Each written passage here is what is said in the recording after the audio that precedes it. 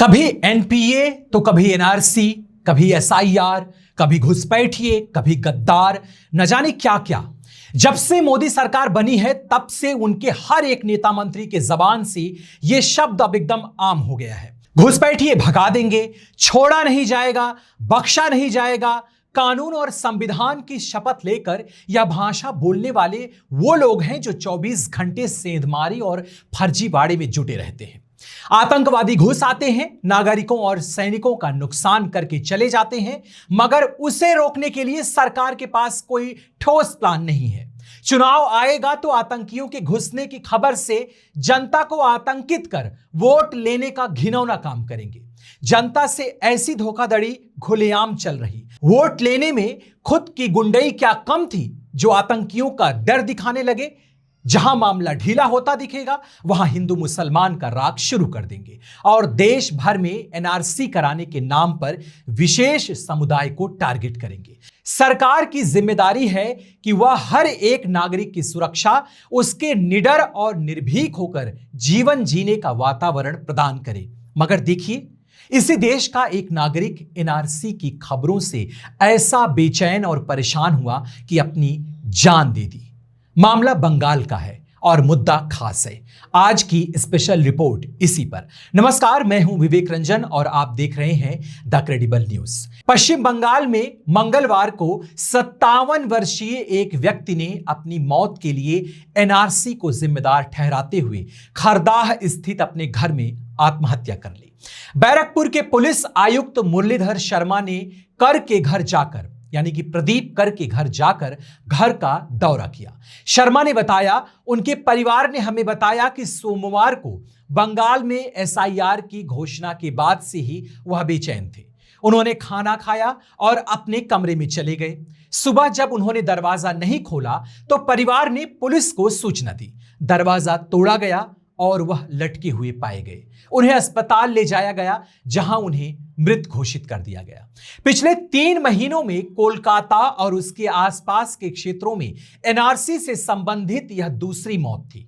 अगस्त में ढाकुरिया के एक निजी स्कूल के गैर शिक्षण स्टाफ सदस्य दिलीप कुमार साहा ने आत्महत्या कर ली थी, जिसके बाद आरोप लगाया गया कि बंगाल में एनआरसी लागू होने की खबरों के कारण उन्होंने आत्महत्या की है।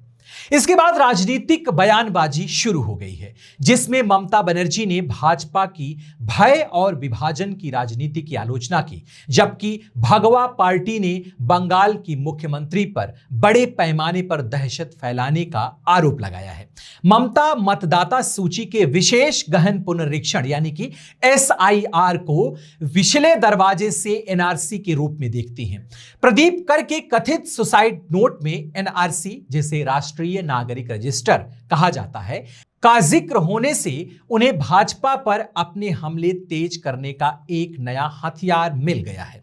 भाजपा ने उन पर एनआरसी को एसआईआर से जोड़कर एक झूठी कहानी बुनने का आरोप लगाया है। यह आरोप प्रत्यारोप तो चलता रहेगा। मामला प्रदीप कर की मौत का है। चलिए उस पर चलते हैं।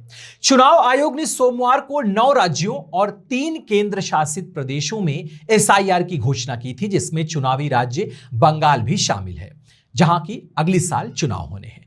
मंगलवार को बंगाल के मुख्य निर्वाचन अधिकारी मनोज कुमार अग्रवाल की एसआईआर पर हुई बैठक में शामिल हुए राजनीतिक दलों के प्रतिनिधियों ने कहा कि प्रदीप कर की मौत चर्चा का विषय बना रहा है।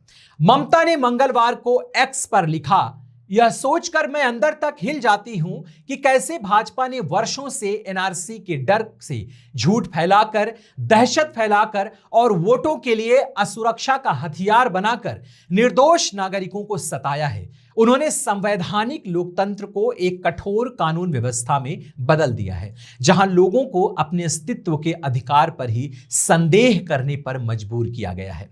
यह दुखद मौत यानी कि प्रदीप कर की मौत भाजपा के जहरीले प्रचार का सीधा नतीजा है। दिल्ली में बैठकर राष्ट्रवाद का उपदेश देने वालों ने आम भारतीयों को इतनी निराशा में धकेल दिया है कि वे अपनी ही धरती पर मर रहे हैं, इस डर से कि उन्हें विदेशी घोषित कर दिया जाएगा। बंगाल की वित्त और स्वास्थ्य एवं परिवार कल्याण मंत्री, जिन्हें स्वतंत्र प्रभार दिया गया है, चंद्रिमा भट्टाचार्य भी प्रदीप कर के घर पहुंची। भट्टाचार्य ने कहा, हमारे मुख्यमंत्री ने साफ तौर पर कहा है कि हम एनआरसी के नाम पर कुछ नहीं होने देंगे।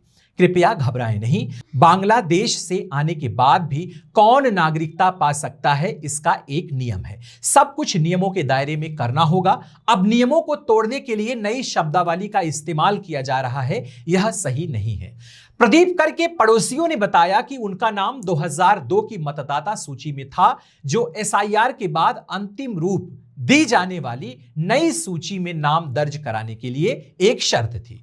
बंगाल में कई लोग, विशेषकर वो लोग जिनकी जड़ें बांग्लादेश में हैं, इस बात को लेकर चिंतित हैं कि उन्हें कौन से दस्तावेज प्रस्तुत करने होंगे या अपनी पहचान साबित करने के प्रयास में उन्हें किन चुनौतियों का सामना करना पड़ सकता है।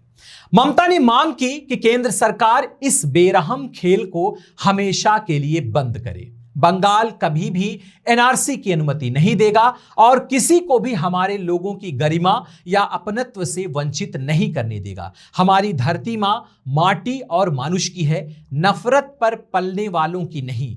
दिल्ली के जमींदारों को यह जोर से और साफ सुन लेना चाहिए, बंगाल प्रतिरोध करेगा, बंगाल रक्षा करेगा और बंगाल विजयी होगा।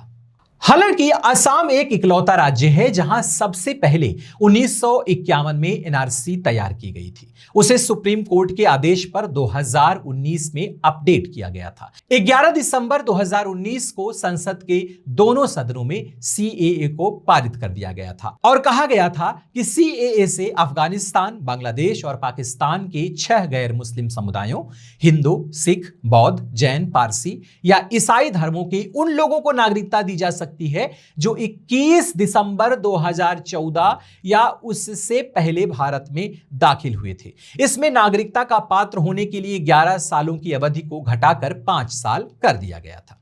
द हिंदू अखबार के अनुसार आशंका जताई गई थी कि देश भर में एनआरसी तैयार करने से मुसलमान प्रभावित होंगे, क्योंकि जो गैर मुस्लिम एनआरसी में शामिल नहीं होंगे उन्हें सीएए से राहत मिल जाएगी, जबकि मुसलमानों को दस्तावेज पेश करके अपनी नागरिकता का सबूत देना होगा। अब जानते हैं कि क्या कहता है हमारा नागरिक अधिनियम 1955। नागरिक अधिनियम 1955 के अनुसार यदि आपका जन्म 26 जनवरी 1950 और 1 जुलाई 1987 के बीच भारत में हुआ है तो आप भारत के नागरिक हैं। आपसे कोई प्रश्न नहीं पूछा जाएगा। आपको केवल अपनी जन्मतिथि और जन्म स्थान प्रमाणित करना होगा।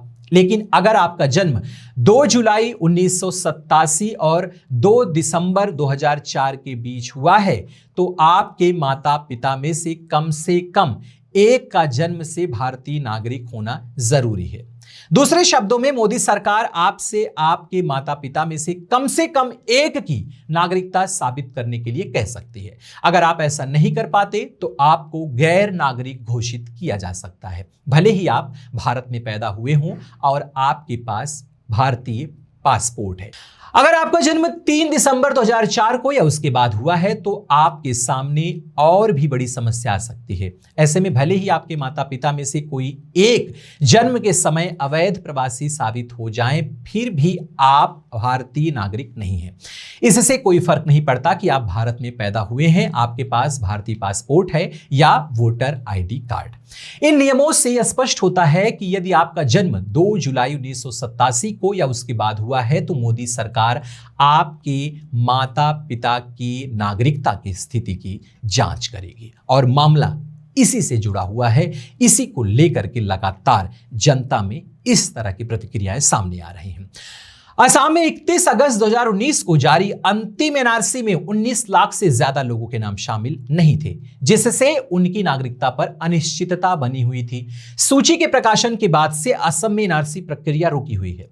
केंद्र ने बहिष्कृत व्यक्तियों के संबंध में किसी और कदम की घोषणा नहीं की। हेमंत बिस्वा शर्मा के नेतृत्व वाली असम सरकार ने इस सूची पर आपत्ति जताते हुए कहा था कि सूची से बाहर किए गए लोगों की संख्या कहीं अधिक होनी चाहिए थी। एनआरसी को अद्यतन करते समय उन लोगों के नाम शामिल किए गए जिनके नाम 1951 की असम एनआरसी में थे और उन भारतीय नागरिकों के नामों का भी विचार किया गया जिनमें 24 मार्च 1971 के बाद राज्य में आने वाले उनके वंशज भी शामिल थे। जिन लोगों के नाम 24 मार्च 1971 तक असम की किसी भी मतदाता सूची में थे उन्हें भी जोड़ा गया। अभी असम में एसआईआर को लेकर बात सामने आ रही है कि यहां पर एसआईआर बाद में कराया जाएगा, जिसको लेकर काफी सवाल खड़े किए जा रहे हैं। मुद्दे की बात यह है कि क्या पहले से ही जनता के भीतर ऐसे कानून को लेकर भय पैदा करना अच्छी बात है? 2019 में भाजपा पार्टी की घोषणा पत्र में कहा गया था, कुछ इलाकों की सांस्कृतिक और भाषाई पहचान में अवैध अप्रवासन के कारण बड़ा बदलाव आया है, जिससे स्थानीय लोगों की रोजी रोटी पर बुरा असर पड़ा है। द हिंदू की एक रिपोर्ट बताती है कि इसमें एनआरसी नहीं था, लेकिन नागरिकता संशोधन अधिनियम सीएए को लागू करने की बात की गई थी। इसमें लिखा गया था, हमने नागरिकता संशोधन अधिनियम बनाने का ऐतिहासिक कदम उठाया है और सभी पात्र व्यक्तियों को नागरिकता देने के लिए हम इसे लागू करेंगे। इसमें कहा गया था, हम इन इलाकों में तेजी से एनआरसी की प्रक्रिया पूरी करेंगे। भविष्य में देश के अन्य हिस्सों में भी चरणबद्ध तरीके से एनआरसी लागू किया जाएगा।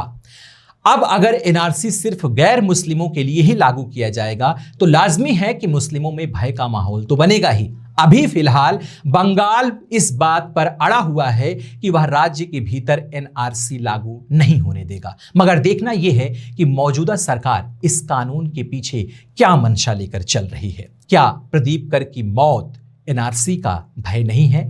आप क्या सोचते हैं? मुस्लिम हो, गैर मुस्लिम हो या किसी भी धर्म के हो, इस तरह का कानून अगर सरकार को लाना भी है तो उससे पहले साफ करना होगा, एकदम साफ करना होगा कि किनको इसमें रखा जाएगा, किसको नहीं रखा जाएगा।